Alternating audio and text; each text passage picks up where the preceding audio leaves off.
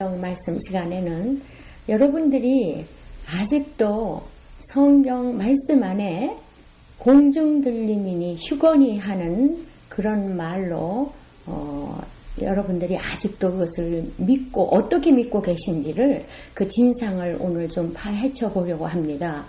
이거 92년도인가요? 그 92년도 10월 28일에 대거 휴거설이 나돌아서 굉장했죠, 그때.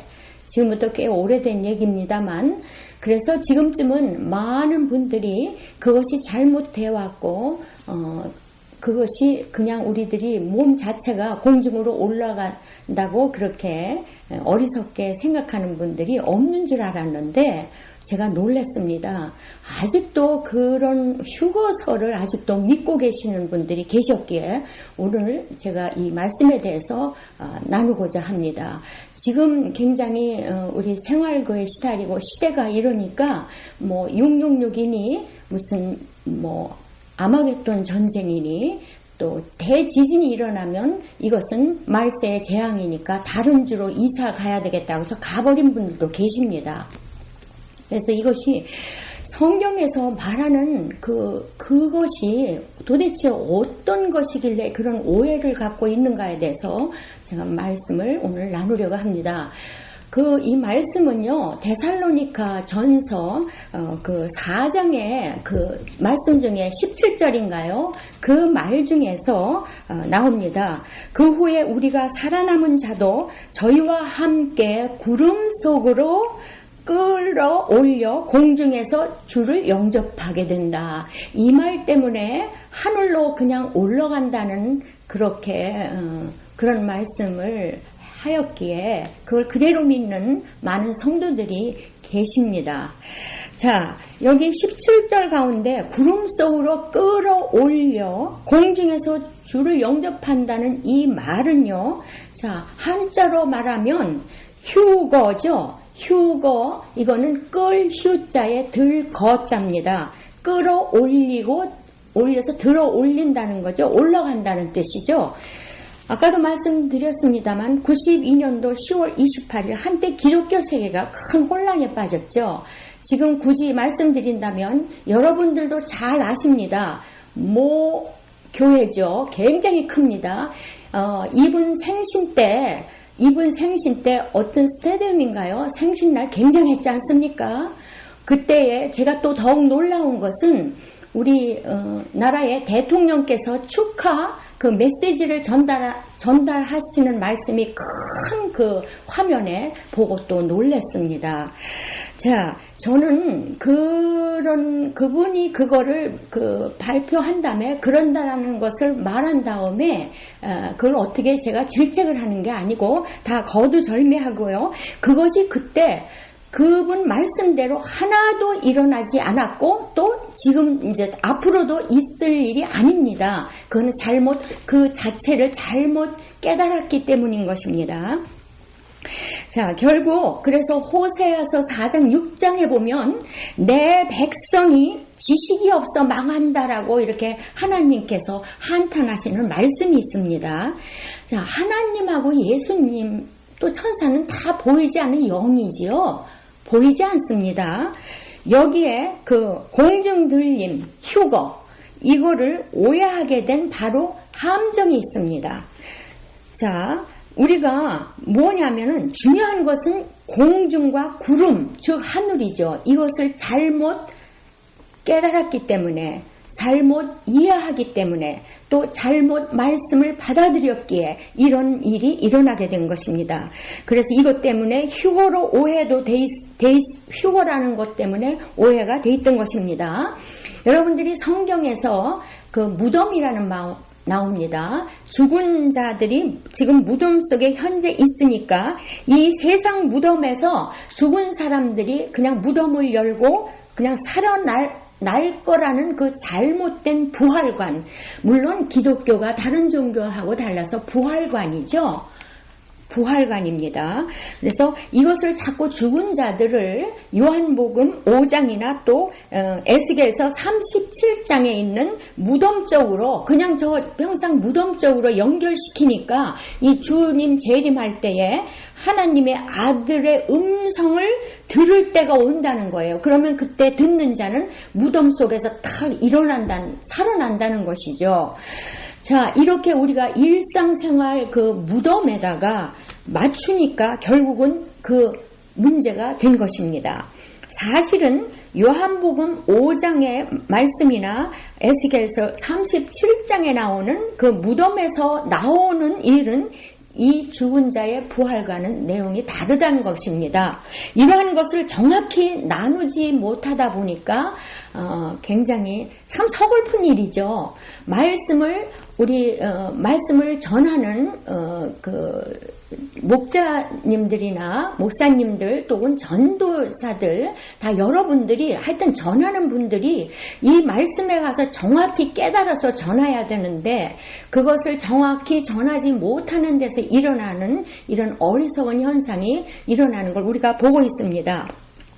요한복음 5장에 보면요, 아버지께서 자기 속에 생명이 있음과 같이 아들에게도 생명을 주어서 그 속에 있게 하셨고 또 예수님께 심판하는 권세를 주었다고 말씀하십니다. 그래서 이러면서 이를 기이 여기지 말라. 그걸 기이 여기지 말라. 무덤 속에 있는 자가 다 그의 음성을 들을 때가 온다. 선을 행한 자는 생명의 부활이요, 악한 일을 행한 자는 심판의 부활로 나온다. 이렇게 말씀합니다. 이건요, 다 영적인 것을 말한 것입니다. 영적인 것. 이렇게 영적인 뜻으로 말씀하시는 것인데 우리가 에스겔서 37장은 그 안에 예수님을 예언하신 말씀이죠. 생명을 주는 말씀입니다. 생기를 넣어서 무덤에서 이미 죽은 자죠. 영적으로 죽은 걸 말하는 거예요. 그걸 영적으로 깨달아서 바로 진리의 말씀이 그 속에 들어감으로써 많은 진리를 깨닫는다는 것을 말씀하는 것입니다. 우리가 진리를 깨닫지 못한다는 것을 어떻게 그거를 비유로 말씀하셨냐면요, 무덤이라고 얘기했습니다. 그래서 저 시대 때 서기관과 바리새인들한테 무덤 속에 있는 자들이라고 안 했습니까? 회칠한 무덤이라고 그랬죠. 바깥은 아주 무덤이 좋게 보이지만 그 안에는 뭐예요? 뼈만 남아있는 그런 죽은 자라고 말씀을 하셨습니다. 그거는 영적인 걸 얘기하신 것입니다. 그들한테는 율법만 꽉 차 있지 그 안에 진리의 말씀을 모른다는 것을 그렇게 표현하신 것이죠. 자, 그러면 우리가 구름과 하늘이 성경에서 뭐라고 말하는 것을 우리가 한번 봐야 되겠습니다. 아까 공중들림을 바로 하늘, 구름 뭐 이런 거를 잘못 이해하고 깨달았기에 그런 말이 나온 것입니다.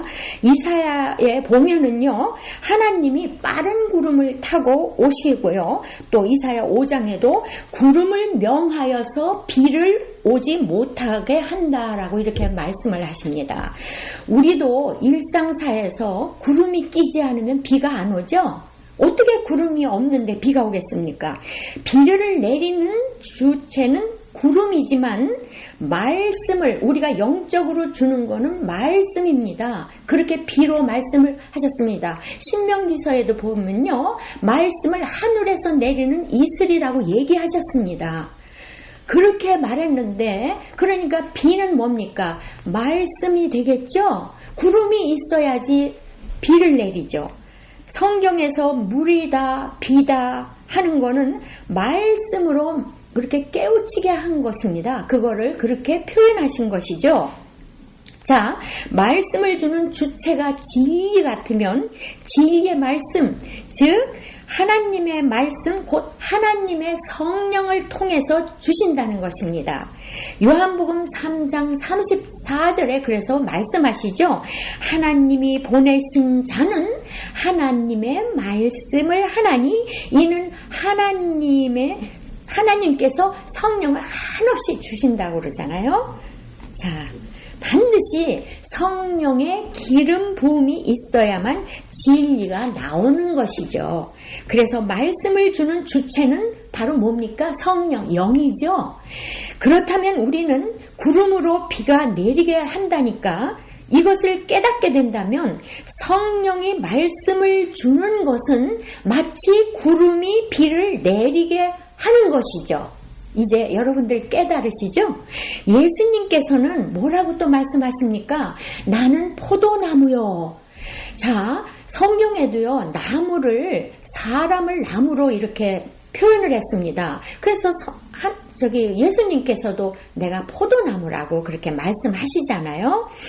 자, 성령을 거두는 것은 바로 그때 성령을 이제 이렇게 거둬버리는 것은 많은 이들이 하나님을 믿고 그 진리의 말씀을 믿었다 또 배도를 합니다. 그래서 바로 그때는 영을 거두어 가는데 그것을 어떻게 표현을 했냐면 성경에는요. 구름을 보고 비를 내리지 마라 이렇게 명령하는 게 나와요. 영을 거두어 가는 거를. 자, 그러니까 보세요. 나무나 우리 초목, 풀들은 다 비를 맞지 않으면 죽죠. 사람 경우는요. 바로 그래서 이렇게 말씀을 비로 표현했으니까 말씀을 갖지 않으면, 진리의 말씀을 갖지 않으면, 즉 비를 맞지 않으면 나무가 죽듯이 우리는 진리가 이 안에 없으면 영이 죽는다는 걸 말하는 것입니다. 그래서 저 에덴 동산에 우리 아담과 그 하와가 어떻게 했습니까? 하나님을 배도했죠. 선악과를 따먹지 말라 그런데도 따먹었지 않습니까? 그러고 나서 아담은 죽었다고 그랬습니다. 이걸 따먹으면 죽는다 그랬습니다. 근데 죽었죠? 그런데도 아담은 어떻게 살았습니까? 930살까지 살았어요. 그 뜻은 뭡니까? 바로 진리의 말씀 없으니까 안에 영이 죽었다라는 얘기입니다. 자, 그러니 보십시오. 목자한테 성령이 함께 할 때는 비가 내릴 수 있게 구름이 있어서 항상 비가 내려서 성령이 충만한 말씀이 이 안에 가득하니까 어떻게 해요? 양한테 아주 좋은 꼴을 먹이게 되겠습니다. 그러면 우리 성도님들은 그 목자의 꼴을 먹는 그런 양들은 성도님들은 얼마나 진리의 말씀으로 꽉 찬 아주 굉장히 좋은 양들이 되지 않겠습니까?